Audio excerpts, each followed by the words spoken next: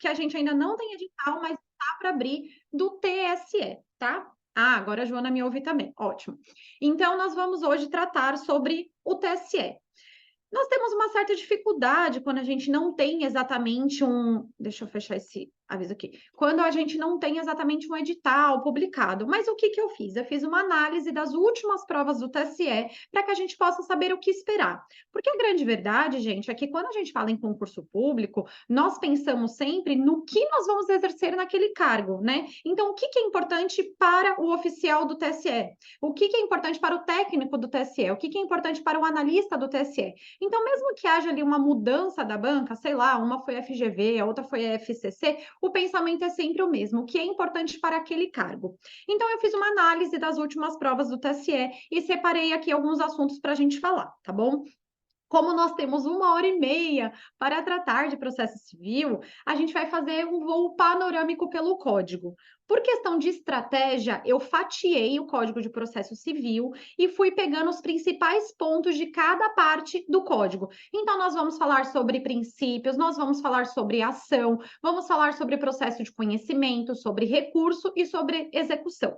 Só que, claro, informações bem pontuais, informações bem específicas, né? Aqui eu vou deixar um pouquinho de lado a didática para passar o máximo de informações possíveis para vocês. Sem prejuízo, todos os meus contatos estarão na tela para vocês e de repente fiquei com alguma dúvida, não peguei aquela informação, ou então qualquer outro tipo de dúvida de processo civil, é só vocês me procurarem lá no Instagram ou então através da coordenação do curso que eu ajudo vocês, tá? Eu vou fechar o chat aqui, gente, só para não ficar lendo e não ficar dispersando a minha atenção. Se vocês tiverem dúvida ao longo da aula, vocês podem mandando no chat, que antes de encerrar a aula, eu me comprometo a abrir o chat e conversar com vocês sobre essas dúvidas. Tudo bem? Eu vou compartilhar o meu material aqui agora com vocês. Vamos ver. Aqui. Deixa eu colocar em modo de apresentação de tela. Tudo certo. Todos me veem? Todos me ouvem? Todos veem minha tela, certo? Aqui, todos me veem, todos me ouvem, né? Joana, qualquer coisa você manda um alô aí para mim no WhatsApp, que meu WhatsApp está aberto aqui do lado, porque eu fechei o chat, tá? Gente, então vamos lá. Nosso assunto é processo civil. A gente não tem como começar um estudo de processo civil sem falar efetivamente em princípios e sem falar nas normas fundamentais do processo civil. Vejam vocês que nós temos dezenas de princípios. Esses que estão na tela não são todos os princípios do processo civil. Nós temos vários outros princípios, tá? Nós temos os princípios constitucionais, que são aqueles que decorrem da Constituição Federal, em sua maioria do artigo 5º e também alguns ali do artigo 93 da Constituição Federal, que trata do Poder Judiciário, do capítulo do Poder Judiciário. E nós temos também aqueles princípios infraconstitucionais, também chamados de princípios legais, que são princípios que estão positivados ali no Código de Processo Civil. Por exemplo, a identidade física do juiz. Será que existe? Será que não existe? Mas está ali no Código de Processo Civil, não decorre diretamente da Constituição Federal. Tá?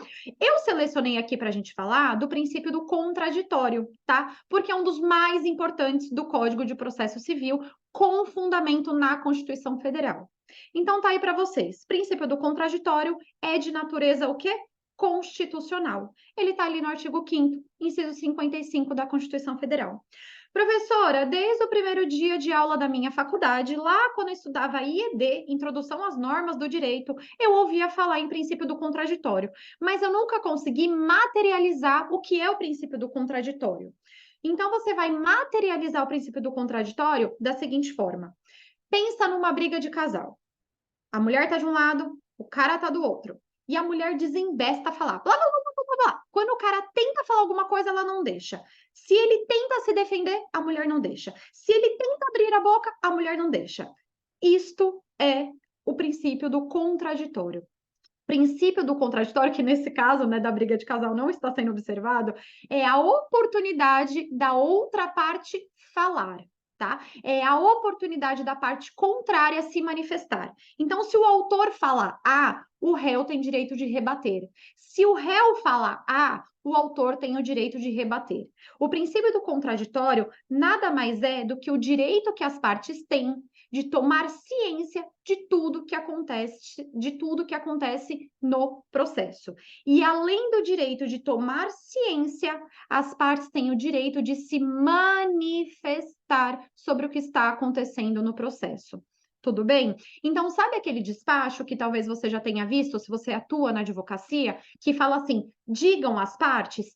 Isso é o princípio do contraditório. Então, eu tenho o direito de consultar os autos do processo e eu tenho o direito de me manifestar sobre aqueles documentos, sobre aquele processo, sobre aquela petição. Tudo bem? Então, isso é o princípio do contraditório. Tá. O que a gente precisa entender aqui do princípio do contraditório? A gente precisa entender que o Código de Processo Civil de 2015, ele trouxe uma ampla modificação do princípio do contraditório, porque ele tornou a observância do contraditório prévio como regra. Presta atenção no seguinte: o princípio do contraditório, ele nunca, jamais, em tempo algum, poderá ser relativizado. Não, presta atenção no que eu vou te falar. Não há exceção ao princípio do contraditório. Não há exceção ao princípio do contraditório. Gente, princípio do contraditório está no artigo 5º da Constituição Federal. É cláusula pétrea, é garantia fundamental do processo, não só do processo civil, mas de todo o processo, no processo penal também, no processo trabalhista também. Aí você vai falar assim: bom, eu vou sair dessa aula agora, porque ela está dizendo que o princípio do contraditório não tem exceção, e é claro que tem exceção. Quando eu peço uma tutela provisória de urgência, é uma exceção ao princípio do contraditório. E aqui que você vai tomar cuidado. Por quê? Como eu já te falei, e eu afirmo novamente, não existe exceção ao princípio do contraditório. O que nós podemos ter é uma relativização quanto ao momento do exercício do contraditório. Então, vou simplificar para você. O contraditório, ele pode ser exercido de maneira prévia ou de maneira posterior. O exercício do contraditório prévio, anote isso, o exercício do contraditório prévio é a regra do nosso ordenamento jurídico. Então, o juiz, antes de decidir qualquer coisa, ele vai ouvir as partes. O juiz não pode proferir aquilo que a gente chama de decisão surpresa. O juiz, antes de decidir, ele ouve as partes. Isso é o contraditório prévio. Então, quando o autor faz um pedido no processo, o juiz fala assim: diga ao réu sobre a petição de folhas 12 a 15. Manifeste-se o exequente sobre a petição de folhas 30 a 35. Antes de decidir, o juiz ouve as partes. E quando que eu vou ter o contraditório posterior, também chamado de contraditório postergado, contraditório diferido? Nós vamos ter o contraditório postergado diferido aqui no parágrafo único do artigo 9º. O legislador, ele fala para mim: eu posso postergar o momento de exercício do contraditório. E quando que eu posso postergar isso? Ou seja, quando que o juiz decide primeiro e depois que ele vai ouvir as partes? Lá no parágrafo único do artigo 9º. Então, primeira hipótese, foi a que eu já tinha te falado: tutela provisória de urgência.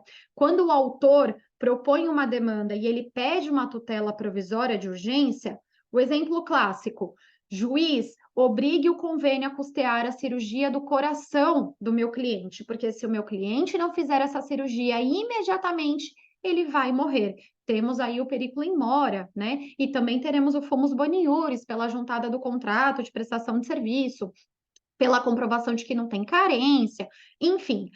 Quando o juiz, olhando apenas para a petição do autor, ele determina que o réu faça alguma coisa, que o réu cumpra alguma obrigação, o juiz determina que o réu faça e depois o réu pode se manifestar. Concordam comigo? E o réu, inclusive, ele pode interpor o agravo de instrumento. Ele já vai direto para o tribunal para combater essa decisão que concedeu a tutela. Então, o réu, ele está se manifestando, só que depois da decisão do juiz. Tudo bem? A segunda hipótese está lá nas tutelas, na tutela provisória de evidência, nas hipóteses dos incisos 2 e 3. Quais são essas hipóteses do inciso 2 e 3? Pedido repersecutório, fundado em prova documental, que tenha a decisão do STJ ou do STF, que tenha súmula vinculante e etc, tá? O que eles mais te perguntam é o inciso 1. O que o examinador adora te perguntar, e eu vi muita questão disso no TSE, é falando que a concessão de tutela provisória de urgência em caráter liminar é exceção ao contraditório. Não, não é exceção ao contraditório. É exceção quanto ao momento de observância do contraditório. Tudo bem?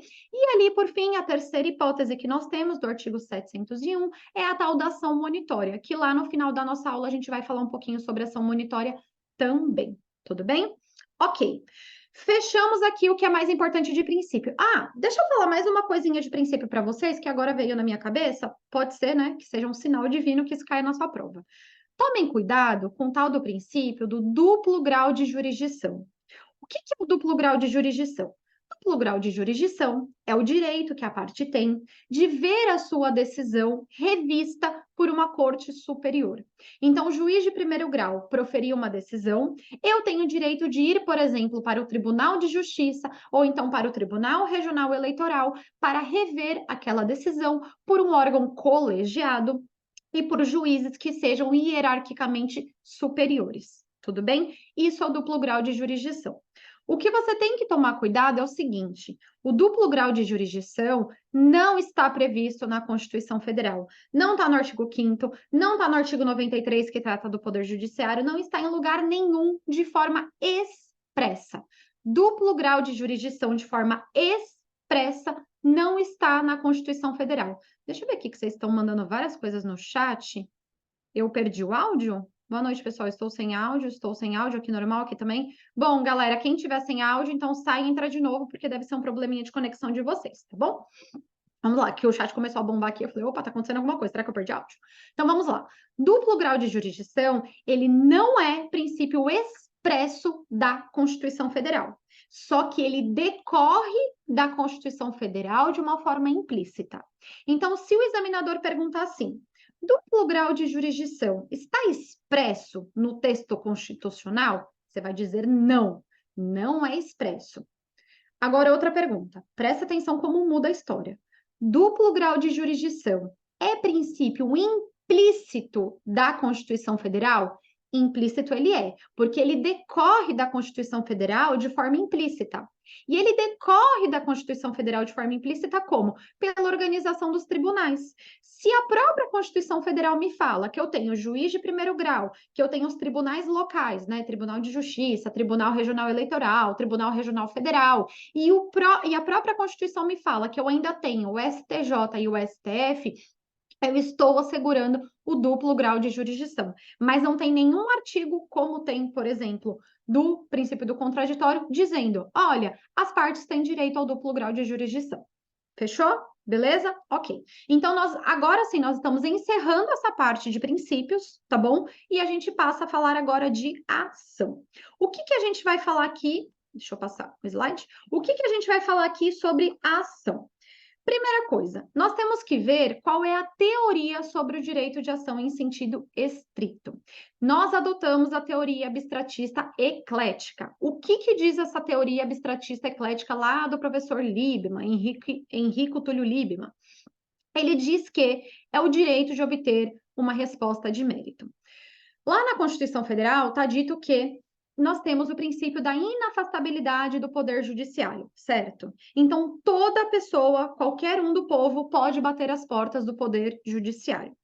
Quando que o poder judiciário efetivamente exercerá o seu ônus, o seu mistério, a sua obrigação de entregar uma tutela jurisdicional, de entregar o direito para as partes? Ele exercerá de acordo com a teoria abstratista eclética, que é a teoria que nós adotamos, que é a teoria que você vai gravar para colocar como resposta na sua prova. Oh, meu Deus, a minha garganta secou aqui. O Poder Judiciário, efetivamente, ele cumprirá a sua função de dizer o direito quando ele te entregar uma resposta de mérito. O que significa esta resposta de Mérito significa alguma das decisões lá do artigo 487 do Código de Processo Civil.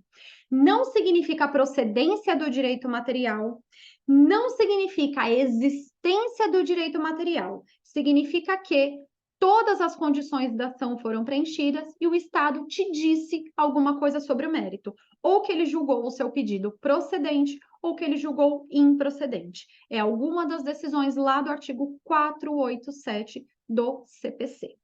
Tudo bem? Ainda falando sobre ação. Gente, é campeão em prova isso. Todas as aulas de véspera eu falo, porque cai muito isso. Condições da ação. E por que que isso vem caindo muito? Porque teve uma mudança no código de 2015 para o código anterior de 73. Provavelmente, quando você estudou na faculdade, se você estudou antes de 2015, né? Se você estudou processo civil antes de 2015 na faculdade, assim como eu, você provavelmente ouviu falar sobre a tal da PLI, ou então sobre a PLI, que era possibilidade jurídica do pedido, legitimidade, interesse processual de agir. Com o Código de 2015, nós tiramos a possibilidade jurídica do pedido como condição da ação. Então, hoje nós temos apenas duas condições da ação expressas no Código de 2015. Quais são essas duas condições da ação? Está aí no artigo 17. Interesse processual de agir e legitimidade. A possibilidade jurídica do pedido não é mais condição da ação expressa do Código de 2015. Tomem cuidado com isso. Se eles continuam perguntando, é porque tem muita gente que ainda está errando. Porque quando as pessoas param de errar a questão, eles mudam a questão, eles mudam a pegadinha da prova, tá? Então, artigo 17, condições da ação, interesse processual de agir e legitimidade. Certo? Muito bem. Vamos entrar um pouquinho agora mais a fundo em condições da ação, para eu te falar algumas coisas sobre legitimidade. O que que significa legitimidade? Legitimidade está no artigo 18. Ninguém poderá pleitear direito alheio em nome próprio, salvo quando autorizado pelo ordenamento. Daí aqui, nós temos que fazer uma separação. O que é a legitimidade ordinária da extraordinária? Só pelo fato da legitimidade ser chamada de extraordinária, você já sabe que é exceção, tá? A regra é a legitimidade ordinária. O que que é a legitimidade ordinária? É o titular do direito defendendo o seu próprio direito em juízo. Então, exemplo: João estava dirigindo, bateram no carro de João. João vai a juízo e fala: juiz, bateram no meu carro. Eu quero uma. Ele propõe uma ação de indenização, de reparação por danos materiais. João era o dono do carro, João sofreu o acidente, João sofreu o prejuízo, João que está indo a juízo para defender o seu direito em seu próprio nome. Esta é a regra. Aí você pode falar assim, mas professora, acontece que não é João que vai. Quem vai é o advogado de João. Calma, porque você está confundindo duas coisas. O advogado de João, ele tem capacidade postulatória, que isto não se confunde com a capacidade para ser parte no processo, que é a tal da legitimidade, tá bom? Deixa o advogado do João para lá. Capacidade postulatória é pressuposto processual, não tem nada a ver com condição da ação. Legitimidade ordinária é o João defendendo o seu próprio direito em seu nome. Tudo bem? E o que é a legitimidade extraordinária? É quando um terceiro ele vai a juízo para defender interesses alheios.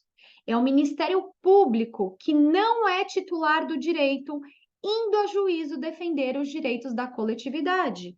É o Ministério Público, quando ele ajuiza alguma ação eleitoral para tutelar a probidade administrativa, que é um direito de todo cidadão. Todo cidadão tem o direito de ter uma administração proba, não é isso que diz a Constituição Federal? Pois é.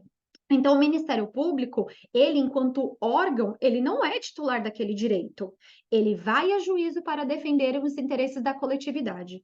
E quando que o Ministério Público pode, nesse nosso exemplo, ir a juízo defender os interesses da coletividade? Sempre? Não. O Ministério Público e qualquer terceiro somente pode ir a juízo para defender os interesses da coletividade se o ordenamento jurídico autorizar. Então, tem um exemplo que eu sempre utilizo em aula, que eu vou colocar aqui para vocês de uma forma bem breve, para vocês fixarem esses dois conceitos. Imaginem vocês que uma mãe está saturada de ver o filho, uma mãe está saturada de ver a filha, melhor colocando, brigando com o marido. A filha é vítima de violência doméstica, em todas as suas formas, física, moral, patrimonial, etc. A vida desta menina é um inferno casada com aquele cara. E aí a mãe dessa menina, muito protetora, muito mãezona mesmo, fala assim: bom, quer saber? Já que minha filha não toma uma atitude, eu vou tomar uma atitude. Ela contrata um advogado e ela vai até o Poder Judiciário e pede o divórcio da filha. A mãe pode fazer isso? Não, ela não pode. Por quê? É o direito da filha que está sendo tutelado. Concordam comigo? Esta mãe tem autorização legal, tem autorização jurídica, tem autorização do Código de Processo Civil ou então de alguma legislação esparsa para estar em juízo defendendo o direito da filha? Não, ela não tem. Então, se esta mãe fizer isto, ela carecerá de legitimidade. A ação será extinta por carência de ação. Carência de ação é a ausência do preenchimento de alguma das condições da ação. Tudo bem? Ficamos de bem aqui em condições da ação? Então, eu vou avançar. O juiz ele precisa analisar as condições da ação. Em que momento que o juiz faz isso? Nascem duas teorias. A teoria que vocês têm que memorizar para a prova de vocês é a teoria da asserção. Então, se estiver lá dito, qual é a teoria que analisa o momento das condições da ação? É a teoria da asserção. O juiz ele fará uma análise em abstrato de acordo com a petição inicial. Então, nesse exemplo que eu dei para vocês da mãe que quer divorciar a filha, que vai a juízo para divorciar a filha, vejam, no momento que o juiz olha, que ele fala assim, vamos supor, Maria, na condição de mãe de fulana, vem a juízo postular o seu divórcio em face de Beltrano. O juiz já olha e fala: não, não, não, não, para. Aqui você não é parte legítima. Estou extinguindo a ação por carência de ação. Toda vez que não tiver preenchida uma das condições da ação, nós temos o quê? Carência de ação. Essa extinção é sem resolução do mérito, está lá no 485 do Código de Processo Civil. Tudo bem? Vamos avançando. Ainda sobre ação, uma coisa que cai muito são os elementos da ação. E por que caem muitos elementos da ação? Porque eles gostam de confundir vocês, eles gostam de colocar na mesma assertiva condições da ação com elementos da ação. Então a gente já sabe quais são as condições da ação: legitimidade e interesse processual de agir. Tudo bem? E os elementos da ação? Partes, causa de pedir e pedido. Tudo bem? Os elementos da ação, eles servem para identificar uma ação. Então, se eu vejo que tem uma ação de João contra Mário, será que esta ação é idêntica a uma outra ação que Mário move contra João? Não basta que haja identidade de partes, tem que haver identidade de causa de pedir e de pedido, para que duas ações sejam idênticas, tá? Então, imaginem vocês uma empresa que litiga o tempo inteiro com a Fazenda Pública do Estado de São Paulo, por exemplo. Gente, ação anulatória atrás de ação anulatória, ação declaratória, atrás de ação declaratória. Então, vejam, é sempre a empresa A contra a Fazenda Pública do Estado de São Paulo. Sempre as duas pessoas, sempre as mesmas pessoas. Essas ações serão necessariamente idênticas? Não. Se houver diferença na causa de pedir, no lançamento do tributo é diferente. Se houver diferença no pedido, uma é anulatória, outra é declaratória, essas ações não serão idênticas. Tudo bem? Então, guardem. Elementos da ação servem para identificar a ação. Partes, causa de pedir e pedido. Tudo bem? Entrando agora, por que eu falei também de elementos da ação? Para a gente entrar nessa parte de partes, para a gente entrar nessa questão das partes, porque isso despenca em prova e a gente já vai fazer o gancho também daqui a pouco com o litisconsórcio, tá? O que diz o artigo 73 do Código de Processo Civil? Ele diz assim: o cônjuge necessitará do consentimento do outro cônjuge. Deixa eu trocar aqui a tela para conseguir ler direito com vocês. O cônjuge necessitará do consentimento do outro para propor ação que verse sobre direito real imobiliário, salvo quando casados sob o regime da separação absoluta de bens. Então, primeiro ponto. Quem é que precisa do consentimento do outro? O cônjuge. Sempre, toda vez? Numa ação, esse exemplo que eu falei agora da batida de carro e reparação de danos materiais em virtude de um acidente de trânsito, precisa de autorização do outro cônjuge? Não, porque apenas quando se tratar de ação de direito real imobiliário, tá bom?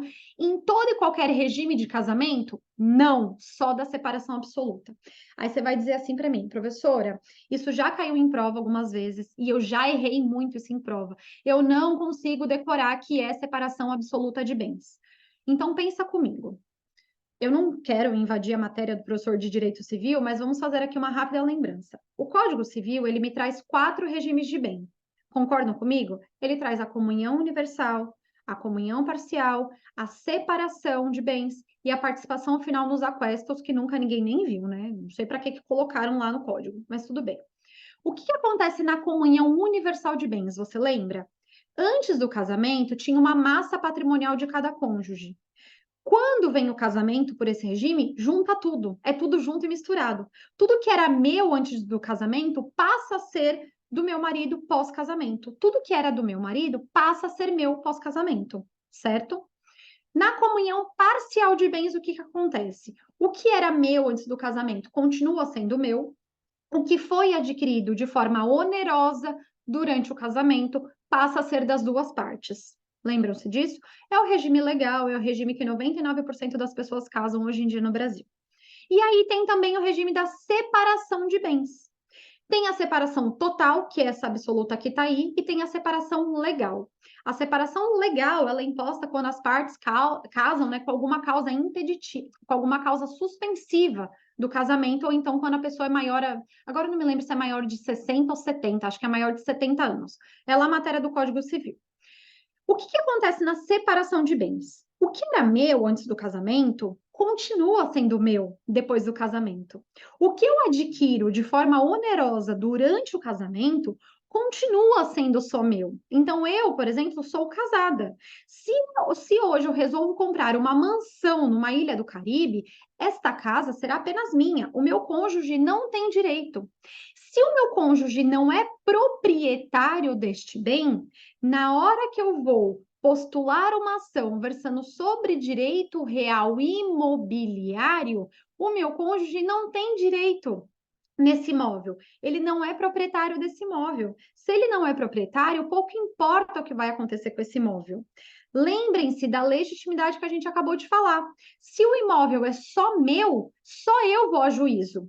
Agora, se este imóvel fosse patrimônio comum do casal, eu não posso ir sozinha a juízo para defender uma coisa que não é só minha. Eu preciso da autorização do meu cônjuge. Eu preciso da legitimidade extraordinária para defender o direito do meu cônjuge em juízo. Tudo bem? Então pensem assim: o que é meu, o que é dele, não precisa da autorização de ninguém. E daí você cai no regime da separação absoluta de bens. Certo? Esse é o fundamento do artigo 73. Se só eu sou proprietária, eu não preciso da autorização do outro, tá bom? Tomem cuidado com esse artigo 73, porque ele sempre cai em prova. E daí, aqui. Bom, depois eu faço o gancho com o litisconsórcio que está lá mais para frente. Uma coisa que vocês precisam entender desse artigo 73 ainda, o regime das nulidades. Quando a gente olha que fala que precisa do consentimento do outro, porque o juiz pode suprir essa nulidade, a gente tende a achar que essa nulidade é absoluta, mas não é. Esta nulidade ela é relativa. A ausência de consentimento de um dos cônjuges para a propositura de ação versando sobre o direito real imobiliário é nulidade relativa. Tudo bem? Ok. Aqui, avançando do juiz dos auxiliares da justiça, eu deixei para vocês transcrito os artigos 144 e 145, que tratam do impedimento e da suspeição. Aqui vocês precisam fazer leitura de lei seca. Leiam 2, 3, 4, 5 vezes, porque isso cai muito. E vocês vão prestar atenção, principalmente aqui, no inciso 8º. E por que vocês vão prestar atenção nesse inciso 8º? Ele fala assim: há impedimento do juiz, sendo-lhe vedado exercer suas funções no processo. Inciso 8º. Em que figure como parte, cliente do escritório de advocacia de seu cônjuge, companheiro ou parente, consanguíneo ou afim, em linha reta ou colateral, até o terceiro grau, inclusive, mesmo que patrocinado por advogado de outro escritório. Por que vocês vão tomar cuidado com isso? Porque a origem disso é eleitoral. E isso daqui foi declarado inconstitucional pelo STF. Então, tomem cuidado. Esse inciso 8º, ele é inconstitucional. Foi declarado aí no dia 11 de agosto de 2023 pelo STF, na ADI 5953. Se eu pudesse fazer uma única aposta na sua prova, eu apostaria nesse inciso 8º, tá bom? Muito bem. E aqui, na parte de suspeição, o artigo 145, que vocês vão fazer a leitura da lei. Eles gostam muito de confundir vocês quanto a impedimento e suspensão. Professora, me dá uma dica para eu saber quando é impedimento, quando é suspeição. Leia os artigos. Não tem outra forma, gente. Vocês têm que ler, reler e fixar aquilo na cabeça de vocês. Não tem qualquer lógica. Eu não consigo te dizer, porque no impedimento você observa isso, porque na suspeição você observa aquilo. Não. Você tem que ler, tá? Muito bem. Falando de Ministério Público agora, que também tem uma forte atuação na parte eleitoral. Primeiro ponto, as causas de impedimento e de suspeição do juiz também se aplicam para o Ministério Público, tá bom? Então, se o juiz for impedido, pela mesma causa, o Ministério Público também poderá ser impedido. Aquele inciso 8º também se aplica ao Ministério Público e também é declarado inconstitucional, tá? Ministério Público, de uma forma ampla, geral, no processo civil, ele pode ter uma atuação como parte ou como fiscal da ordem jurídica. O que você vai tomar cuidado aqui? Você vai tomar cuidado com a questão do prazo em dobro do Ministério Público, porque vocês sabem que o Ministério Público tem prazo em dobro no Código de Processo Civil. Acontece que o próprio Código, ele fala que quando a legislação estabelecer prazos próprios para o Ministério Público, ele não terá a contagem do prazo em dobro, tá? Qual é o cuidado que vocês vão ter que ter? O Código de Processo Civil, ele é aplicado de forma subsidiária nas ações eleitorais. Só que este prazo em dobro do MP não será observado quando a norma eleitoral estipular um prazo. E os prazos eleitorais, eles são bem mais exíguos, eles são bem mais enxutos, porque a coisa eleitoral tem que correr mais rápido, principalmente se são ações eleitorais ajuizadas antes, né, das eleições. Então, tomem cuidado com isso. Se tiver uma assertiva na sua prova dizendo, Ministério Público sempre terá prazo em dobro numa ação de investigação eleitoral? Não. Se tiver prazo específico, prazo próprio para o Ministério Público previsto em lei, ele segue este prazo específico e não haverá a dobra do prazo, tá? Tomem cuidado com isso. Muito bem. Avançando aqui agora para litisconsórcio. Professora, não lembro o que é litisconsórcio. Eu só vou tomar uma água e eu vou te contar o que é litisconsórcio.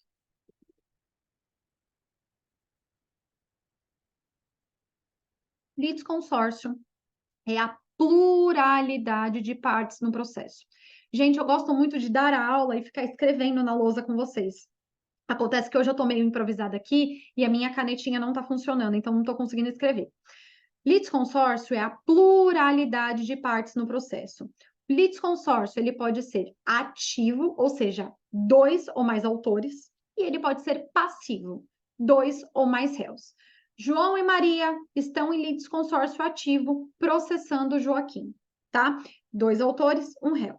Professora, posso ter 2 autores e 2 réus? Pode. Posso ter 1 autor e 2 réus? Pode. Você pode ter o que você quiser, ou então você pode ter o que a lei determinar, tá?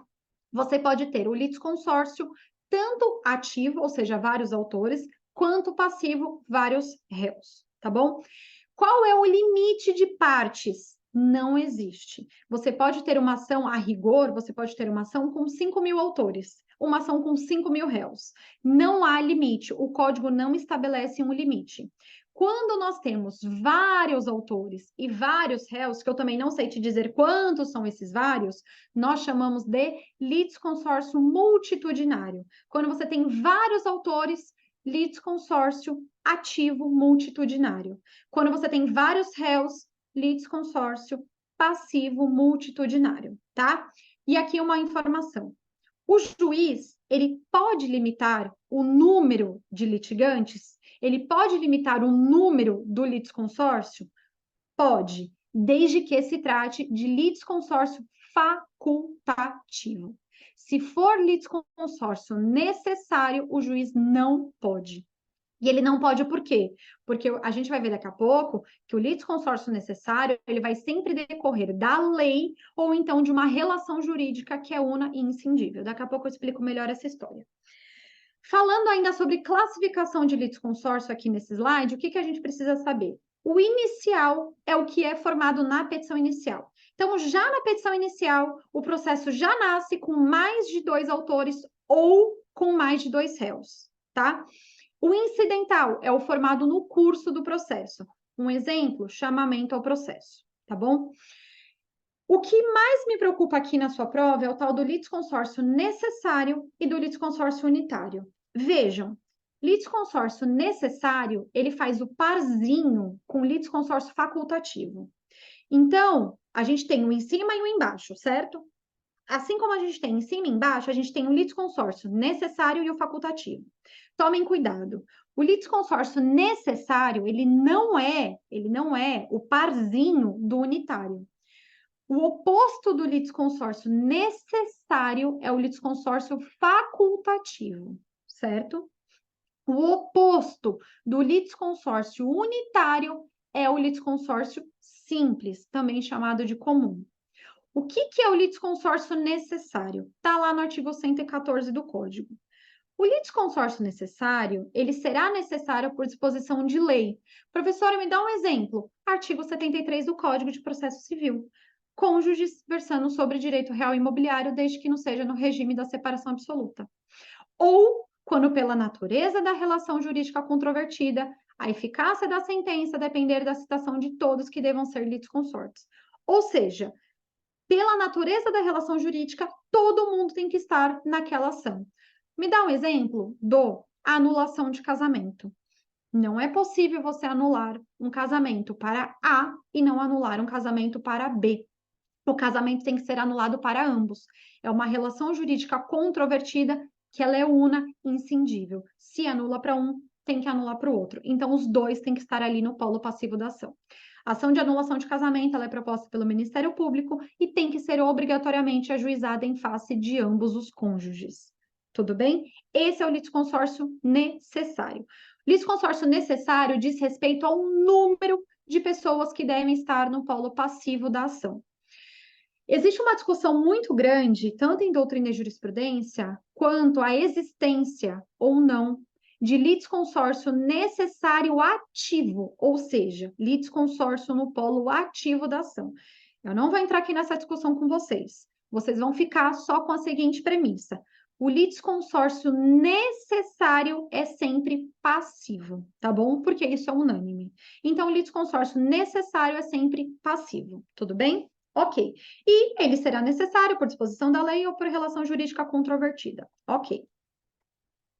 Deixa eu avançar aqui. E o litisconsórcio unitário? O que é o litisconsórcio unitário? O litisconsórcio unitário, ele diz respeito quanto à decisão, quanto à sentença e sua uniformidade. Quando tem um litisconsórcio unitário, é obrigatório que a decisão seja idêntica para todas as partes. Então, pensem nesse caso da anulação de casamento. Além de ser necessário pela relação jurídica, também é unitário, porque a decisão tem que ser igual para todo mundo. Não tem como anular o casamento para A e não anular o casamento para B. Então, de novo, litisconsórcio necessário é quanto ao número de pessoas que tem que estar no polo passivo. E o litisconsórcio unitário é quanto à uniformidade da decisão para todo mundo. Se juiz concede para A, ele tem que conceder para B. Se juiz concede para C, ele tem que conceder para D. Tudo bem? E daí vem uma pergunta. Será que todo litisconsórcio necessário precisa ser unitário? E aí você vai responder para o seu examinador que não. Vejam, se eu estiver falando em litisconsórcio necessário, decorrente de uma relação jurídica que é una e inscindível, como anulação de casamento, obrigatoriamente a decisão tem que ser igual. Vocês concordam comigo? Acabei de falar isso para vocês.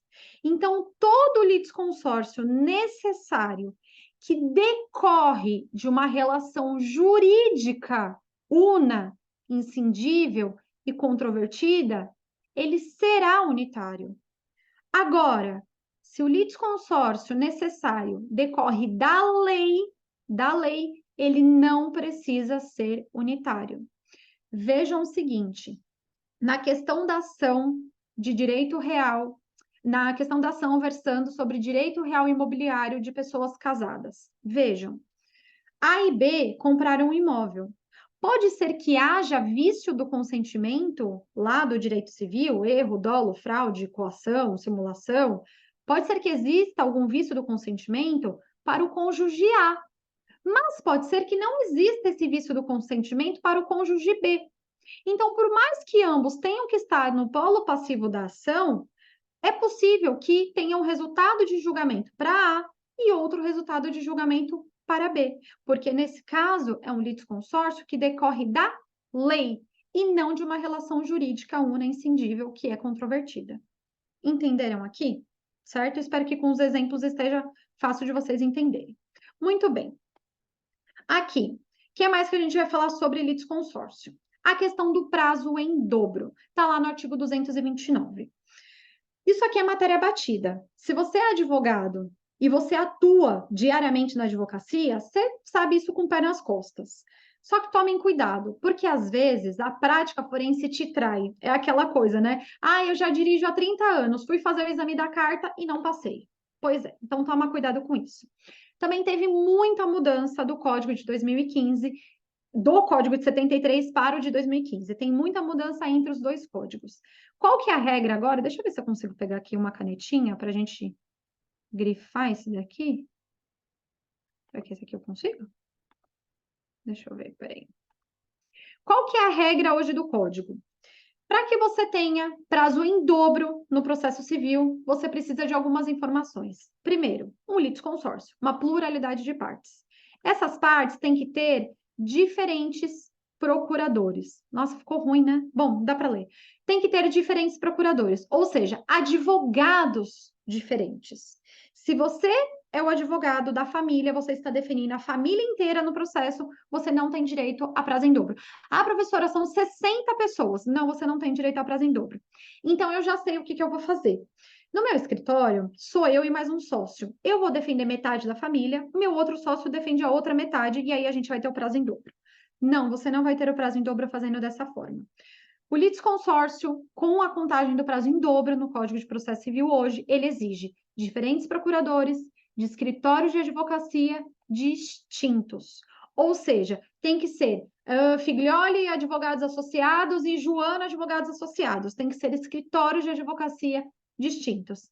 E aí também o processo precisa ser um processo físico, não pode ser um processo eletrônico, tá bom? Tomem cuidado com isso aqui do litisconsórcio. Ixi, como que eu faço agora para voltar aqui a tela? Ah, mudou. Muito bem. Ei, como que eu faço agora para apagar isso daqui, gente? Peraí. Tem alguma clear, talvez? Clear all drawings. Foi, pronto. Mudei de assunto. Saindo de litisconsórcio, eu estou entrando agora em intervenção de terceiros. Dentro de intervenção de terceiros, o que eu quero conversar com vocês? Incidente de desconsideração da personalidade jurídica. Professora, eu não lembro quais são as outras hipóteses de intervenção de terceiros. Você pode me dar uma luz? Dou. Intervenção de terceiros. Denunciação da lide, quando eu tenho uma ação que versa sobre direito de regresso. Aquele exemplo do acidente de carro, o motorista que bateu contra o motorista que sofreu o acidente e chama a seguradora para pagar o prejuízo, tá? Segundo, temos o chamamento ao processo, quando eu falo em obrigações solidárias, um fiador chamando o cofiador, um devedor solidário chamando o devedor solidário. Nós temos o tal do amicus curiae, que foi positivado agora no Código de 2015, né? Antes estava só no regimento interno do STF. Quando você tem uma controvérsia jurídica com uma repercussão social muito ampla, você pode chamar o amicus curiae. Exemplo ali, a questão do aborto do feto anencéfalo, tá? Nós temos também o incidente de desconsideração da personalidade jurídica. O que é o tal do IDPJ? Quando vocês estudam ali direito empresarial, na faculdade vocês devem lembrar disso, que a pessoa jurídica, ela tem uma personalidade diferente da pessoa natural. Então, vamos usar o exemplo aqui do professor Soares. O professor Soares, ele existe enquanto pessoa natural, ele tem um CPF. E ele criou uma pessoa jurídica chamada Plataforma Professor Soares, que tem um CNPJ. O professor Soares, ele não se confunde com a plataforma Professor Soares. Um é CPF, o outro é CNPJ. Cada um tem a sua individualidade, cada um tem a sua membrana, cada um tem a sua esfera jurídica patrimonial protegida. Tudo bem? Acontece que a prática demonstrou que muitas vezes as pessoas escondiam seu patrimônio dentro da pessoa jurídica ou escondiam patrimônio dentro da pessoa natural. Então, se, por exemplo, eu escondia meu patrimônio dentro da pessoa jurídica, eu só fazia dívida na pessoa natural. Porque quando vinham me procurar para pagar, eu não tinha patrimônio para pagar, porque todo o meu patrimônio estava onde? Na pessoa jurídica. E vice-versa. Então, nasce a tal da desconsideração da personalidade jurídica. Vocês vão ver lá depois com outro professor que tem a teoria maior do Código Civil, tem a teoria menor do Código de Defesa do Consumidor. Isto não é minha matéria aqui. O que eu preciso que você saiba? Que o IDPJ, carinhosamente chamado assim, ele é cabível em todos os procedimentos, inclusive nos procedimentos de execução forçada. E agora aqui uma baita de uma pegadinha em prova. O IDPJ, ele cabe também no juizado especial civil. Por quê? Quando a gente pensa em juizado especial civil, a gente pensa na questão da informalidade, da oralidade, da celeridade, não é mesmo? Só que no juizado especial civil, também nós temos obrigações de pagar, execuções de pagar. Então, eu preciso assegurar a responsabilidade patrimonial. Como que eu vou assegurar a responsabilidade patrimonial, sendo que o patrimônio está sendo escondido? Então, o IDPJ pode sim ser aplicado no juizado especial civil, tá? Sempre vem uma perguntinha em prova. É cabível o IDPJ no juizado especial civil? Você vai dizer que sim, está lá no artigo 1062 do Código Civil, ou Código de Processo Civil. Aqui eu deixei marcado para vocês o artigo 50, que trata da teoria maior, e o 28, depois vocês podem dar uma lida, tá? Como que é o procedimento do IDPJ? Isso daqui vocês têm que tomar cuidado também. O procedimento do IDPJ vai depender. E vai depender do quê? Vai depender do momento que você pedir o IDPJ. Se você fizer o pedido de desconsideração da personalidade jurídica já na sua petição inicial, ou seja, você fala assim, juiz, eu sou credor de 50 mil reais do professor Soares, do CPF, mas eu sei que ele está ocultando todo o seu patrimônio no CNPJ plataforma professor Soares. Então, desde logo, eu peço que haja desconsideração da personalidade jurídica do professor Soares. E eu quero que isso aconteça porque está havendo confusão patrimonial, desvio de finalidade, abuso de personalidade. Aí você vai comprovar alguns dos requisitos lá, ou da teoria maior ou da teoria menor, dependendo de qual é o direito material aplicável ao caso concreto. Se você faz isso, esse pedido de desconsideração da personalidade jurídica, já na sua petição inicial, o que acontece? Tanto o sócio, ou seja, deixa eu pegar aqui de novo, tanto a pessoa natural quanto a pessoa jurídica serão citadas. As duas pessoas serão citadas ao mesmo tempo. E aí o juiz proferirá uma sentença. Nessa sentença, o juiz vai determinar obrigação de pagar, obrigação de reparar o dano, obrigação de indenizar, ali o que você quiser, e já vai analisar também a questão da desconsideração da personalidade jurídica. Gente, se isso for feito no bojo de uma sentença, qual é o recurso cabível contra a sentença? Apelação, tá bom? Então, você já sabe que está tendo ocultação de patrimônio. Então, você já vai direto na petição inicial, que vai culminar numa sentença, que vai culminar numa apelação. Agora, prestem atenção na segunda hipótese. Eita, ele não deixa eu mudar de página? Nossa, toda vez tem que ficar apagando isso aqui? Peraí. Pronto.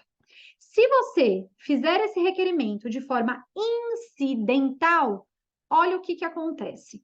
Professora, como que é feito de forma incidental? Assim, ó. Você entra com uma ação contra o professor Soares, o CPF dele. Ah, porque ele bateu no seu carro, por exemplo. Você entra com uma ação contra o professor Soares. Aí você passa por todas as fases do processo de conhecimento, que a gente vai olhar daqui a pouco, chega na sentença. Quando você tem a sentença transitada em julgado, você inicia o cumprimento daquela sentença. No cumprimento da sentença, você descobre milagrosamente que o professor Soares vive ostentando na rede social uma boa vida, mas ele não tem patrimônio para te pagar. Você já fez pesquisa Bacenjude, não tem dinheiro na conta, você fez Renajude, não tem veículo, nem o carro que ele estava dirigindo, aquela Mercedes conversível, não está no nome dele. Cadê o patrimônio dele? Aí você suspeita de ocultação patrimonial, de um desvio de finalidade. E de forma incidental, você pede a citação da pessoa jurídica. Ou seja, não é na petição inicial, é no curso do processo que você faz isso. Professora, isso precisa ser apenas no cumprimento de sentença? Não. Incidental é em qualquer momento do processo. Então, logo você suspeitar, você pode pedir a desconsideração da personalidade jurídica. Quando você pede de forma incidental, será formado um incidente. Então, o que vai acontecer? Vai ficar uma coisa pensa a outra, uma coisa anexa a outra. É como se você tivesse duas ações. Você tem uma que é a ação principal e você tem um incidente de desconsideração da personalidade jurídica. Quando você forma esse incidente, oh, meu Deus, peraí. Você resolverá esse incidente por uma decisão. Oh, meu Deus, peguei errado, peraí, gente. Por uma decisão interlocutória. Por que que não é uma sentença? Porque a sentença vai ser proferida lá no processo principal. Concordam comigo? A sentença vai resolver o que foi pedido na petição inicial. Aqui está sendo de forma incidental. Então, essa decisão interlocutória que vai resolver a desconsideração da personalidade jurídica, ela vai ser atacável por qual recurso? Por agravo de instrumento. E tomem cuidado com essa informação aqui, ó.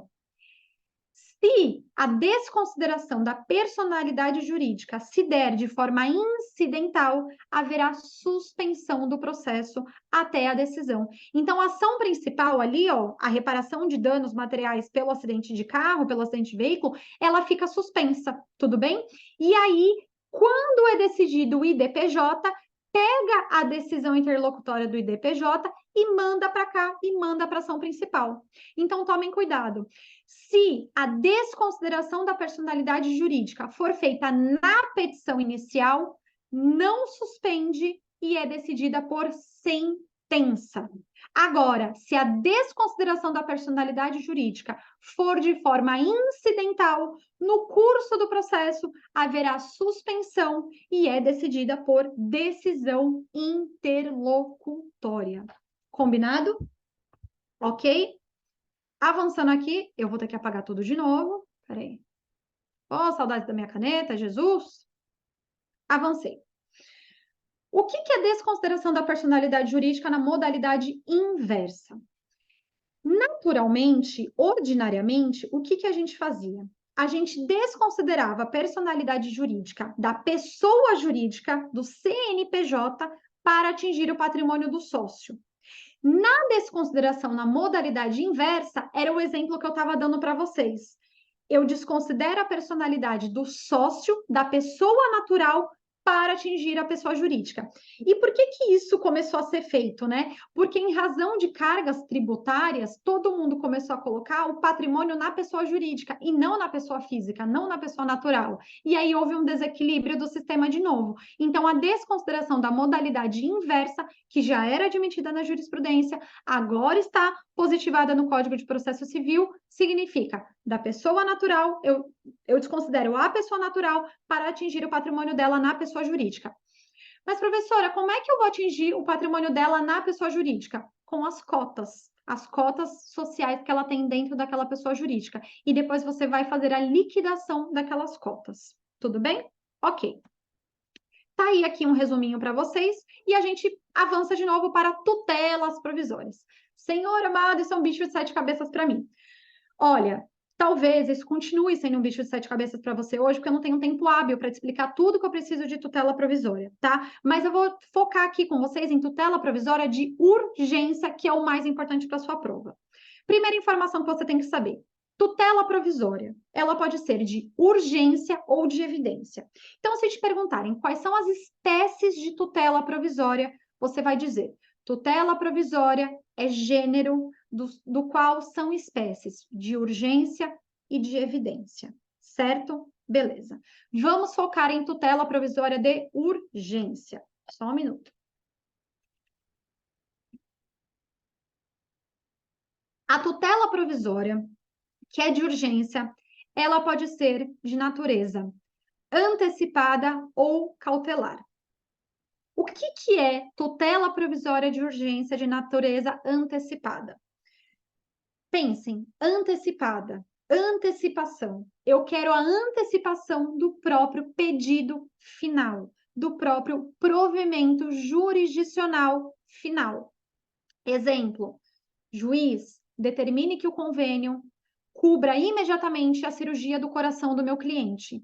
É uma ação de obrigação de fazer para que o convênio cumpra com a obrigação de custear a cirurgia do cliente, do seu cliente. Você pede isso de forma antecipada. Vejam, o que você está pedindo agora é a mesma coisa que você vai pedir no final do processo. Você pede a antecipação do seu pedido final. Isto é a tutela antecipada. Tutela antecipada é a antecipação do pedido final. Combinado? E o que é tutela cautelar? Na tutela cautelar, você acautela, você protege, você pede proteção ao pedido final.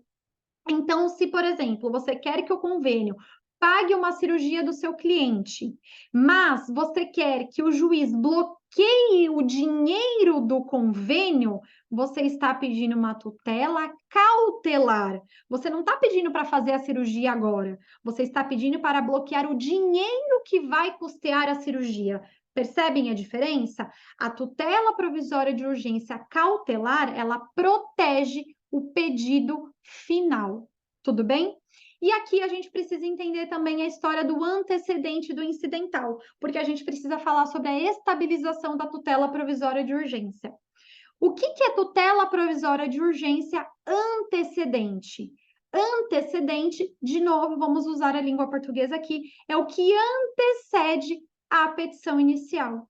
É o que antecede a dedução do pedido principal. Então, antes de fazer a ação completa, antes de fazer a minha petição inicial completa, eu só dou um boom de informação para o juiz, falando assim: juiz, eu preciso disso aqui agora, depois eu te conto direito, depois eu te explico melhor o que está acontecendo, mas agora eu preciso que você conceda essa tutela provisória de urgência. Tudo bem? E na incidental, como é que funciona? Na incidental, eu peço junto com o pedido principal. É junto com o pedido principal ou no curso da ação principal, tá? Peraí que eu vou ter que apagar aqui de novo. Deixa eu fechar aqui e aí eu consigo avançar. Muito bem, aqui eu já expliquei para vocês. Deixa eu avançar para cá, antecedente incidental também foi. O que vocês precisam entender? De tutela provisória de urgência, eu vou até escrever aqui para vocês, ó. Tutela provisória de... Deixa eu pegar uma cor aqui. De urgência, tudo bem? Urgência, que é o que nós estamos tratando aqui. Na tutela provisória de urgência, nós temos que observar 4 requisitos. Os mais importantes aqui são os 2 primeiros, periculum in mora e fumus boniuris, que vocês já estão cansados de saber.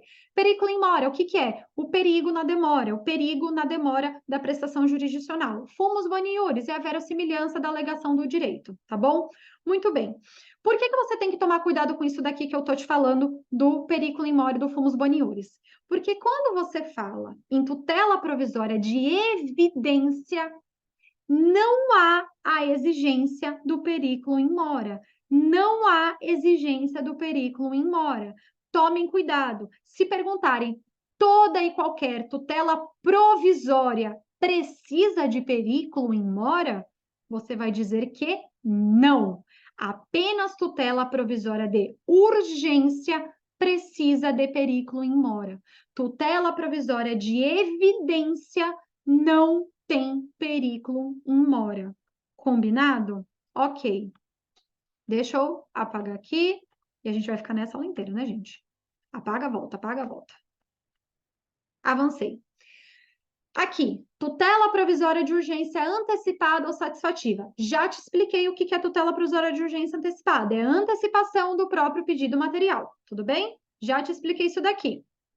Tutela provisória de urgência cautelar vai assegurar a execuibilidade da tutela principal. Já te expliquei isso aqui também, tá? Agora aqui, a gente precisa entender sobre tutela provisória de urgência antecedente antecipada. Então, vamos traduzir isso aqui. Tutela provisória de urgência. Primeira coisa que você vai lembrar é que precisa ter perículo in mora. Tem que ter perículo in mora, senão não é de urgência, tá bom? Agora, vamos traduzir o resto. O que é a antecipada mesmo? É a antecipação do pedido principal. E o que significa antecedente antes do pedido inicial, antes do pedido principal, antes da petição inicial? Então, tá lá no artigo 303. Nos casos em que a urgência for contemporânea à propositura da ação, a petição inicial pode limitar-se ao requerimento da tutela antecipada e à indicação do pedido de tutela final, com a exposição da lide, do direito que se busca realizar e do perigo de dano ou do risco ao resultado útil do processo.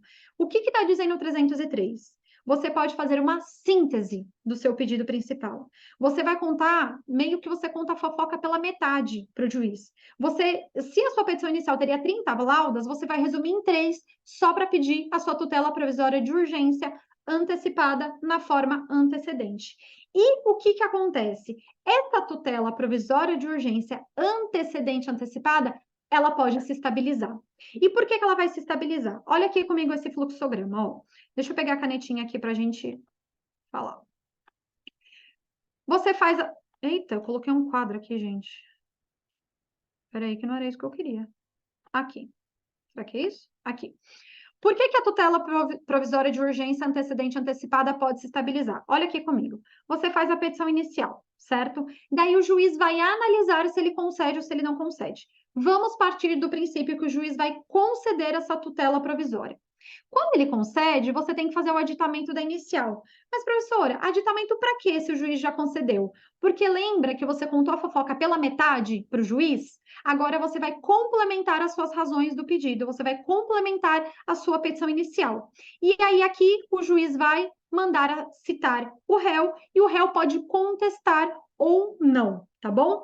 Se, por um acaso, o juiz mandar você aditar a inicial para complementar as suas razões e você não fizer, vai extinguir, tá bom? Ok.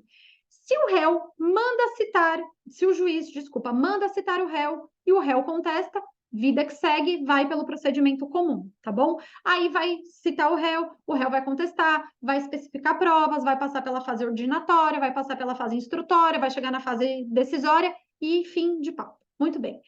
O pulo do gato para estabilizar a tutela está aqui. Se por um acaso o réu ele não contesta ou ele não, melhor, eu vou reformular a frase. Se o réu, uma vez citado, ele não recorre da concessão dessa tutela provisória de urgência concedida em caráter antecedente, se o réu ele não recorre, vai estabilizar. E por que estabiliza? Você não está pedindo o provimento final? Você não está pedindo a antecipação do provimento final? Você não está falando para o juiz, antecipa meu pedido final? Não é isso que você pediu? Se o réu ele não se opõe a isso, o réu está concordando. O réu é como se o réu dissesse: você tem direito do que você está pedindo. Então, se eu peço para o juiz antecipar o meu pedido e o réu nada faz, isso vai o quê? Vai se estabilizar. Professora, a tutela provisória de urgência cautelar, ela pode se estabilizar? Não. E por que ela nunca vai se estabilizar? Porque ela só assegura o pedido principal. Ela não é o pedido principal. Só vai estabilizar a concessão do próprio pedido principal de uma forma o quê? De uma forma antecipada. Então, guardem isso. Tutela provisória de urgência que se estabiliza é apenas a tutela provisória de urgência antecipada concedida em caráter antecedente. Tudo bem? Vamos apagar aqui de novo. Clear. Fecha. E avança. Ok. Já falei aqui para vocês também. Depois vocês vão dar uma lida nesses daqui. Cheguei em processo de conhecimento. O que é o processo de conhecimento? Antes nós tínhamos o rito ordinário, rito sumário, rito sumaríssimo. Agora o código ele unifica tudo e ele fala tudo, ele chama tudo de processo de conhecimento. Todas as etapas serão as mesmas para aquilo que a gente chamava de rito ordinário e de rito sumário, porque o sumaríssimo é o juizado especial, é o rito mais abreviado do juizado especial. Quais são as fases do processo de conhecimento? Nós temos aí, basicamente, 5 fases. A primeira fase é postulatória. O que acontece na fase postulatória? Eu tenho a petição inicial, o indeferimento ou não da petição inicial, a improcedência liminar do pedido ou não, que nós vamos ver daqui a pouco. Eu tenho também a citação do réu, eu tenho a contestação do réu, ou não, né? Ou a abstenção do réu. Depois que eu passo pela fase postulatória, eu chego na fase ordinatória, também chamada de fase saneadora. O que acontece nessa fase ordinatória, nessa fase saneadora? O juiz ele vai preparar o processo para a próxima fase, que é a fase instrutória. Então, o juiz ele vai organizar o processo. Ele vai verificar se tem condições da ação, se tem pressupostos processuais, ele vai verificar se tem produção de provas a ser feita, ele vai determinar que as partes se manifestem sobre algum documento que foi juntado de forma extemporânea. O juiz ele organiza o processo, é aquele despacho saneador que o juiz limpa o processo e fixa os pontos controvertidos da ação. Fixa quais são os pontos controvertidos. Uma vez fixados os pontos controvertidos, a gente vai para a fase instrutória, que é a fase de produção de prova oral e de produção de prova pericial, porque a prova documental já foi feita lá na fase postulatória, tudo bem? Passei pela fase instrutória, então teve depoimento pessoal das partes, teve oitiva de testemunha, teve audiência de instrução, né, e julgamento, que é onde acontece tudo isso, tivemos a produção de prova pericial, se for o caso, o juiz já está convencido, todas as provas já estão no processo, ele passa para a próxima fase, que é a fase decisória. E na fase decisória, o que ele vai fazer? Sentença, tá bom? Uma vez decidido o processo, pode ser interposto recurso de apelação, tá bom? Sobe para o tribunal decide, pode ser que tenha especial, pode ser que tenha extraordinário, volta para o primeiro grau e a gente dá início ao cumprimento da sentença, ou então à liquidação da sentença. Basicamente, são essas as 5 etapas do processo de conhecimento.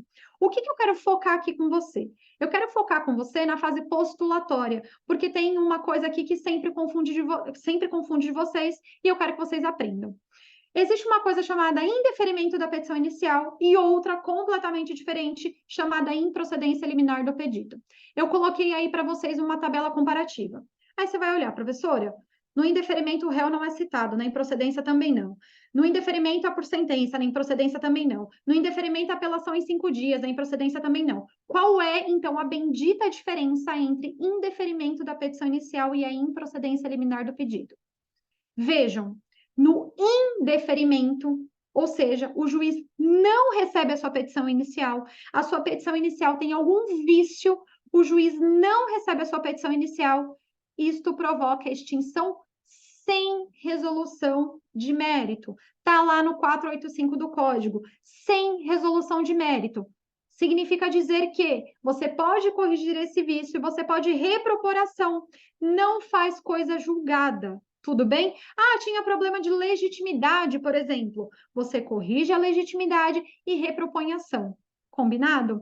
Na improcedência liminar do pedido, o juiz ele resolve o mérito. Se o juiz resolve o mérito, é uma decisão do 487 do Código. É uma decisão lá do 487 do Código que vai fazer coisa julgada, material. Você nunca mais vai poder discutir isso. Mas, professora, como é que pode aqui, tanto o indeferimento quanto a improcedência liminar do pedido acontecem aqui na fase postulatória, né? Como é que pode, já na primeira fase do processo, o juiz decidir alguma coisa sem passar pela ordinatória, pela instrutória, pela decisória? Ele vai decidir isso desde que existam 2 condições simultâneas. Primeiro, não precisa de fase instrutória, ou seja, não precisa passar pela ordinatória nem pela instrutória, ele pula direto pela decisória, e também alguma das hipóteses lá do artigo 332 do Código de Processo Civil. Professora, me dá um exemplo do artigo 332? Súmula vinculante. se é vinculante ou do STF. Julgado de incidente de resolução de demandas repetitivas, o tal do IRDR, ou então o tal do IAC, IAC, incidente de assunção de competência. A improcedência liminar do pedido, ela sempre terá cabimento quando houver uma decisão, né, uma jurisprudência firme, uma jurisprudência que ela é repetitiva, ou então que ela é vinculante. Então, o juiz, ele já sabe como ele tem que decidir, ele não tem medo de decidir e ele pode abreviar o rito do processo, tudo bem? E agora aqui uma grande pegadinha. Se o juiz perceber que ali tem prescrição e tem decadência, se o juiz perceber que tem prescrição e que tem decadência, isto é improcedência liminar do pedido. É improcedência liminar do pedido. Tudo bem? Tomem cuidado com essa informação, certo? Agora aqui, voltando, deixa eu passar a tela para cá de novo. Agora aqui, vou pular as outras fases, quero focar com vocês na fase decisória. Na fase decisória, ou o juiz extingue sem resolução de mérito e, portanto, ele vai fazer a tal da coisa julgada Oh, meu Deus, eu coloquei o negócio errado de novo, gente, peraí. Ele vai fazer a tal da coisa julgada formal, certo? Ou o juiz resolve com resolução de mérito e ele faz a tal da coisa julgada material, tá? Muito bem. Contra a sentença, qual é o recurso cabível? A apelação. Como regra, o recurso de apelação terá sempre efeito suspensivo. Significa dizer, a decisão, a sentença do juiz não produzirá efeitos até que seja confirmada pelo tribunal, até que o tribunal analise o recurso de apelação. Tudo bem? Ok.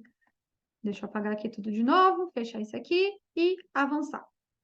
Deixa eu passar a tela para cá, para vocês conseguirem ver tudo. Então, falei para vocês, a apelação, como regra, tem efeito suspensivo. Quando que a apelação não terá efeito suspensivo? Significa dizer, quando que a apelação, uma vez proferida, de imediato ela produzirá efeitos? Aqui nas hipóteses do artigo 1012, parágrafo 1º do Código. Na homologação de divisão ou demarcação de terras, na sentença que condena a pagar alimentos, na extinção sem resolução do mérito ou julga improcedente os embargos do executado, quando julga procedente pedido de instituição de arbitragem, quando confirma, concede ou revoga tutela provisória, e é aqui que eu quero que vocês tomem cuidado.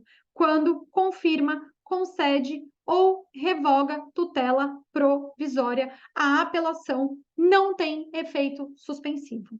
Combinado? E quando decreta a interdição, certo? Muito bem. Avançando aqui, pegando o gancho de apelação, a gente chega na parte de recursos do Código. Primeira informação que eu quero te falar. Esses são alguns exemplos de recursos no Código. Você vai tomar cuidado com o seguinte: embargos infringentes e agravo retido, vou repetir, embargos infringentes e agravo retido não são mais espécies recursais do Código de Processo Civil de 2015. Embargos infringentes e agravo retido não são mais recursos do Código de Processo Civil. Tudo bem? E mais uma coisa, tomem cuidado. Mandado de segurança, habeas corpus, reclamação e correção parcial não são recursos, tá? Vira e mexe, eles colocam, são recursos do Código de Processo Civil. Apelação, agravo de instrumento, recurso especial e mandado de segurança. Mandado de segurança, HC, reclamação e correção parcial não são recursos. Combinado? Ok. Os dois grandes recursos aqui que a gente tem no código, que é o que mais cai em prova, que é o que mais te importa também na vida prática. Apelação e agravo de instrumento. Professora, eu sempre confundo quando cabe apelação, quando cabe agravo de instrumento. Você vai decorar da seguinte forma. É a regra do 1 para 1 e do 2 para 2. Sentença, uma palavra. Apelação, uma palavra. Uma palavra, um recurso. Tudo bem? Decisão interlocutória.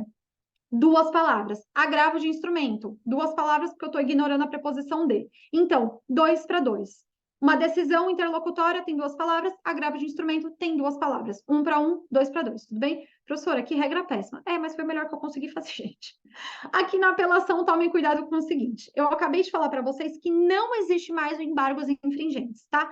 Nossa, professora, mas eu lembro que embargos infringentes era muito legal, porque a gente conseguia reverter o resultado de julgamento de uma apelação quando era reformada, que não era unânime, blá, blá, blá, blá, blá.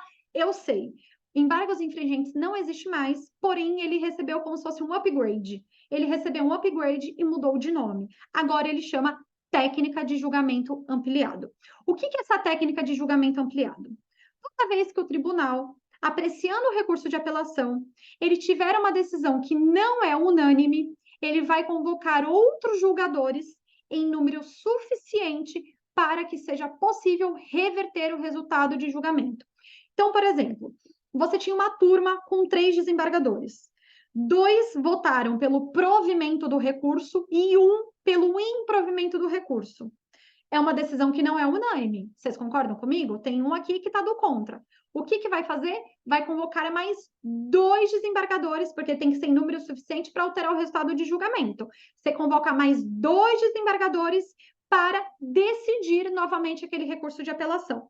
Professora, quem tinha votado pelo provimento pode mudar de ideia e opinar agora pelo improvimento? Pode. O lance da técnica do julgamento ampliado é possibilitar a inversão do resultado de julgamento.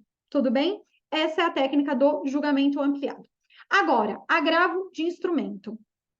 Agravo de instrumento, ele cabe quando? Ele cabe contra decisões interlocutórias, já falamos. O que você tem que tomar cuidado? O rol do artigo 1015, ele é taxativo? Pois é.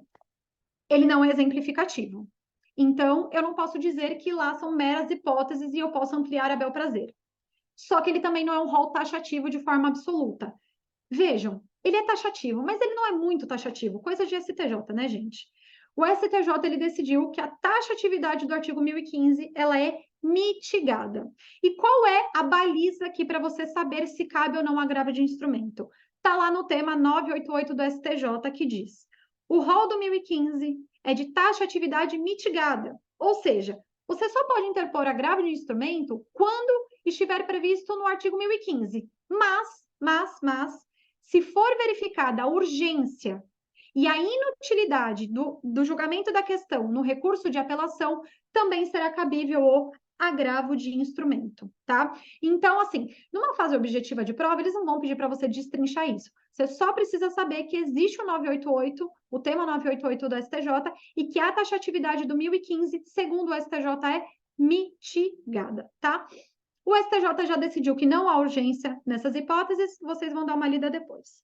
E daí, agora aqui, a gente chega no nosso último assunto, que é execução. O que eu quero falar para vocês de execução? Deixa eu passar aqui a tela para o lado. O que eu quero falar para vocês? Primeiro, nós temos 4 espécies de execução. Nós temos execução de entrega de coisa, de fazer, de não fazer e por quantia certa. E aí, da execução por quantia certa, nós temos a subdivisão de fazenda pública e de alimentos. E de alimentos nós temos o rito com prisão sem prisão.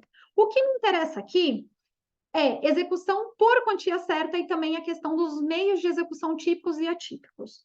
Vamos falar primeiro de meios de execução típicos e atípicos. Gente, uma coisa que é típica é uma coisa que é natural, é uma coisa que existe, é uma coisa que está positivada no Código de Processo Civil. Então, por exemplo, castanha de caju é uma coisa típica de Aracaju, eu acho, né? Não tenho certeza também. É uma coisa típica de Aracaju. É típico de São Paulo falar que a gente come bolacha e não biscoito, enfim. Os meios de execução atípicos são os meios de execução que não estão previstos no Código de Processo Civil, não estão previstos no Código de Processo Civil, porém que podem ser empregados. Exemplos: suspensão da CNH, apreensão do passaporte, proibição de pessoa jurídica participar de licitação. Para que eu possa utilizar meios de execução atípico, o STJ, nesse RHC, ele definiu algumas balizas. Então, vejam, se você estiver numa execução por quantia certa, ou seja, se você estiver buscando o dinheiro do seu devedor, qual é a primeira coisa que você vai fazer? Pesquisa Bacenjude, certo? Você vai vasculhar todas as contas bancárias. Não achou nada. Você vai fazer o Renajude para pesquisar veículos. Não achou nada. Você pesquisa imóveis. Não achou nada. Você pesquisa cotas societárias, não achou nada. Você já vasculhou todas as hipóteses que estão no Código de Processo Civil. Procurou ouro, pedras, metais preciosos, bens de alto valor que guarnecem a residência do executado, não achou nada, nada. Aí você pode pensar em meios de execução atípicos. Se você quiser pedir o meio de execução atípico, você vai ter que avaliar a necessidade e a razoabilidade daquela medida. Então, vejam, o executado é um motorista de aplicativo. É razoável que você peça a apreensão da CNH dele? Você vai tirar a fonte de renda dele, o sustento dele. Se trabalhando ele já não tinha dinheiro para te pagar, imagina se você tirar a fonte de renda dele. Então, aqui a gente entende que não é razoável, que não é proporcional, que não é adequado. Tudo bem? Agora, se é um executivo, se é um empresário que só anda de motorista, que só anda de jatinho, que só anda de helicóptero, você pode mandar prender a CNH dele? Pode, porque isso não vai impactar na fonte de renda dele, no custeio da vida dele. Você pode mandar prender o passaporte dele para que ele não passe férias na Disney com a família enquanto ele é seu devedor? Pode, é adequado, é razoável, é proporcional nesse caso, tudo bem? Agora, se, por exemplo, é um diplomata que viaja a trabalho, não é adequado que você aprenda o passaporte dele. Então, vejam, essa análise vai ser sempre uma análise casuística, tá bom? E a outra coisa que tem que ser observado é o tal do contraditório que nós já estudamos. De execução por quantia certa, o que eu quero te contar principalmente? Sobre os honorários advocatícios. Se o devedor ele paga no prazo de 3 dias, os honorários advocatícios serão reduzidos pela metade. Tudo bem? Ok. Aqui, a resto, eu quero falar com vocês um pouquinho. Deixa eu ver quanto tempo eu tenho. Nossa, eu tenho 5 minutos. Deixa eu falar com vocês um pouquinho sobre penhora e penhora. A penhora, ela é uma forma de cumprimento, ela é uma forma de Como é que eu posso falar? A penhora é uma forma de efetivação dos atos de execução, tá? A penhora consiste em você encontrar um bem, você penhora aquele bem e leva a leilão, ou então leva a asta pública se for um bem imóvel, tá? Você não pode confundir a penhora com o penhor. Penhora é de direito processual. O penhor é de direito material. Penhor é direito real de garantia, tudo bem? Penhor é direito real de garantia. Quando você fala em penhor, você tem um bem que é empenhado. Quando você fala em bem penhorado, é um bem fruto de penhora, de um ato de execução de direito processual, tá? Isso que eu queria deixar claro com vocês. A modalidade de resposta típica da execução são os embargos à execução. A principal informação que vocês precisam saber sobre embargos à execução é que os embargos à execução, eles independem de penhora, depósito ou caução. Ou seja, você não precisa garantir o juízo, você não precisa caucionar o juízo para que você possa embargar, tá? Vou avançar aqui.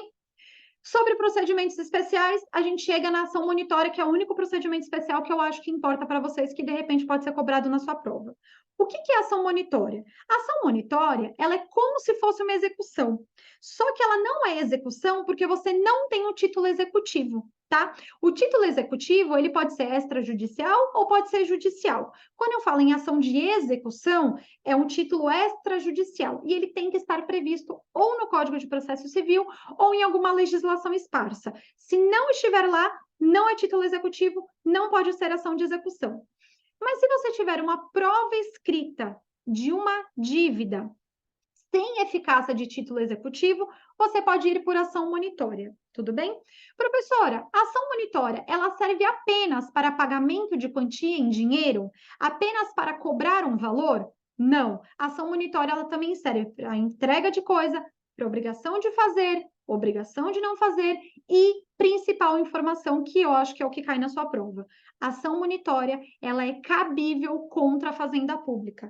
Fazenda pública pode ser ré em ação monitória, tudo bem? O réu da ação monitória, ele é citado para em 15 dias cumprir. Cumprir o quê? Ou o pagamento, ou a obrigação de fazer, a obrigação de não fazer e etc. Qual que é a resposta do réu na ação monitória? Embargos à ação monitória. Gente, se eu tivesse calculado exatamente o tempo, não ia dar tão certo quanto deu agora, né? Porque deu cravado 21h58. Deixa eu olhar aqui o chat de vocês. Se vocês estavam falando alguma coisa, era só em relação ao áudio, certo? Então tá. Deixa eu parar de compartilhar aqui e voltar para a tela principal. Ai, como que eu faço aqui? Bom, vou deixar assim mesmo. Gente, em 1h30 era tudo que eu conseguia fazer com vocês, eram todas essas informações que eu conseguia passar para vocês. De novo, fico à disposição de vocês se vocês precisarem de mais alguma informação, se vocês tiverem ficado com alguma dúvida dessa aula, se de repente, professora, estou com um feeling que vai cair não sei o que na minha prova, publicou o edital, está na véspera de prova, vocês me mandem mensagem, vocês conseguem me procurar lá no Instagram. E aí, peraí, show, professora, obrigada pela aula, obrigada, professora. Muito por nada, vocês conseguem me achar lá no Instagram facilmente, tá bom? Eu vou me despedindo aqui de vocês. Se vocês tiverem alguma dúvida, me mandem lá, gente. Eu não vou estender muito a aula, porque eu tô ouvindo a minha bebê chorar agora, tá bom? Parece que ela ouve, ela sabe que eu terminei a aula aqui agora, tá? Vou me despedindo aqui de vocês, encontro com vocês lá no Instagram, tá? Gente, beijo, beijo, bons estudos, sigam firmes no propósito de vocês, vai dar certo, tá bom? Obrigada pelos elogios, pessoal. Lá no Instagram a gente se encontra, tá? Joana, pode parar de compartilhar, tá bom?